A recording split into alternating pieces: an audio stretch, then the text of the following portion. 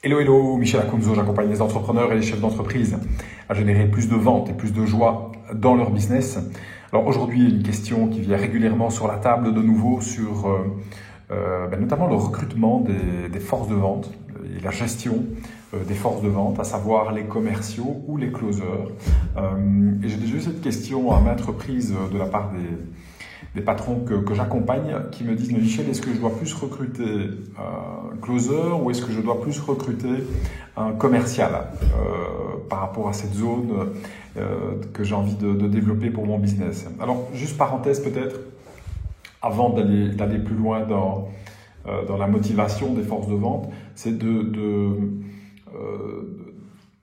bien comprendre en fait la différence de terminologie entre les deux éléments. Donc d'un côté, on a les closers qui relèvent plus quelque part de l'infopreneuriat. Donc on va retrouver plus ce terme dans l'infopreneuriat, dans le web marketing, c'est-à-dire dans les entreprises qui se développent notamment principalement sur le web. Et donc ces closers vont être face à des leads, face à des prospects, à des clients potentiels. Et ces clients potentiels seront passés par toute une série de filtres, on pourrait dire, dans un tunnel de vente qui va faire que la personne qui se trouve en face de moi, en face du closer, est passée par différentes étapes qui fait que la demande est déjà beaucoup plus qualifiée. Donc on sait à quoi s'attendre, le prospect sait à quoi s'attendre. Donc on est dans une relation qui est, on pourrait dire, déjà beaucoup plus claire que de l'autre côté. Ça ne veut pas dire que cela est plus facile pour conclure une vente avec le prospect qui est en face de soi. En tout cas, c'est une donnée qui est là, c'est qu'il y a eu des filtres et donc il y a une clarté dans la relation qui peut être un élément important, intéressant par rapport à ce concept de closer. À côté de ça, le commercial, on pourrait dire si on définit le commercial à l'ancienne, il va prendre son téléphone, il va appeler un client, un prospect potentiel, il va fixer le rendez-vous, puis il va aller rencontrer cette personne. Donc il y a déjà toute une série d'étapes qui ont été réalisées ici par le commercial pour arriver en face de son client potentiel, de son prospect. Et donc, on pourrait dire qu'il y a une énergie d'aller chercher chez le commercial qu'on trouve peut-être moins chez le closer, donc est plus habitué à recevoir. L'autre va aller chercher. Donc c'est une énergie qui est hyper importante dans la vente, d'aller chercher. De l'autre côté, par contre, au niveau du closing, il y a cette énergie, comme son nom l'indique, qui est plus présente de closer le deal, de conclure une vente avec un prospect, avec un client potentiel. Donc, les deux énergies sont intéressantes. Et l'idée, c'est aussi le but de ce poste, quelque part, c'est de voir comment on peut intégrer ces deux énergies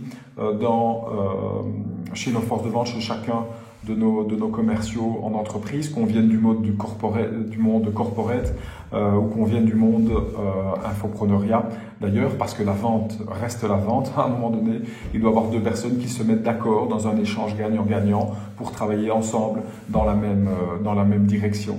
Donc, l'énergie d'un côté qui est plus dans on va aller closer le deal, on reçoit et on sait que notre devoir c'est d'aller jusqu'au bout, alors que de l'autre côté on va aller chercher le lead et des fois il manque ce côté chez le commercial de terrain justement d'aller closer le deal. Et quand on regroupe ces deux forces, ça fait vraiment un cocktail explosif dans le bon sens du terme, j'ai envie de dire.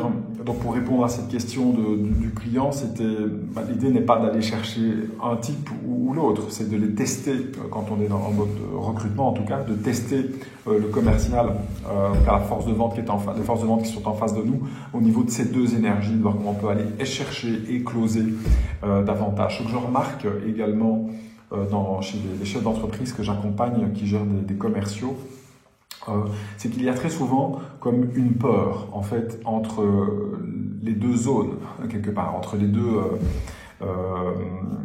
deux départements, s'il y a même qu'on fait partie d'un même groupe, donc il y a la direction d'un côté et les commerciaux de l'autre, il y a cette peur comme d'être manipulé en fait, donc on se regarde de temps à autre en chien de faïence en se disant ok, quel mauvais coup l'autre va me faire.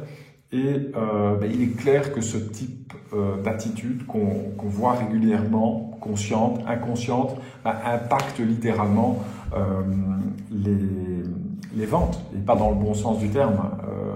Ici, parce que quand on n'est pas en confiance, quand on sent qu'on risque de se faire entuber de part et d'autre, le client peut le ressentir, donc en tout cas le prospect, le client potentiel peut le ressentir, donc passer moins l'acte d'achat. Et souvent on se pose des questions de ok, pourquoi est-ce que ça ne conclut pas à tel niveau dans l'entreprise, et souvent de faire un step back, de voir ce qui se passe entre la direction et les commerciaux pour ramener un climat de confiance où on sait que le but c'est justement d'aller dans la même direction, de co-construire ensemble, d'être dans de la co-créativité, parce qu'il y a plus dans deux têtes que dans une, et de voir comment on peut vraiment faire équipe, faire corps fort dans le même sens. Et il y a souvent des éléments qu'on n'ose pas dire. En fait, je remarque ça régulièrement dans l'entreprise, c'est que peur de perdre l'autre, en fait, peur ou de blesser l'autre.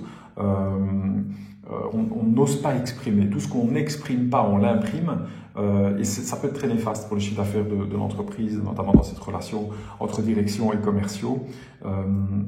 Parce que finalement, derrière, il y a comme ce sentiment de dépendance, qui n'est pas souvent avoué, mais comme si on était dans la dépendance, les commerciaux sont dépendants de la direction est dépendante des commerciaux pour générer du chiffre d'affaires, et donc ce sentiment de dépendance n'est pas agréable à vivre, et donc on voit directement l'effet que ça peut avoir sur le chiffre d'affaires, sur les ventes, et donc l'idée est bien entendu de regagner en confiance, de recréer un groupe où on peut exprimer les choses tout en développant sa confiance interne. J'aime cette image de l'oiseau quelque part qui s'en fout que quand il est posé sur une branche, que la branche casse parce qu'il a confiance en ses ailes. Et ce que je remarque, c'est que plus on monte en confiance individuelle dans l'entreprise, plus quand on met ensemble des gens qui sont dans la confiance individuelle, c'est vraiment très puissant. C'est plus que 1 plus 1 égale 2. On pourrait dire même que 1 plus 1 égale 11. Si on fait référence à notre ami belge Jean-Claude Van Damme. Voilà ce que j'avais envie de partager avec vous. Si ce post vous a aidé, merci d'aimer et de partager à un ami entrepreneur à qui cela peut servir. À très vite. Merci. Bye bye.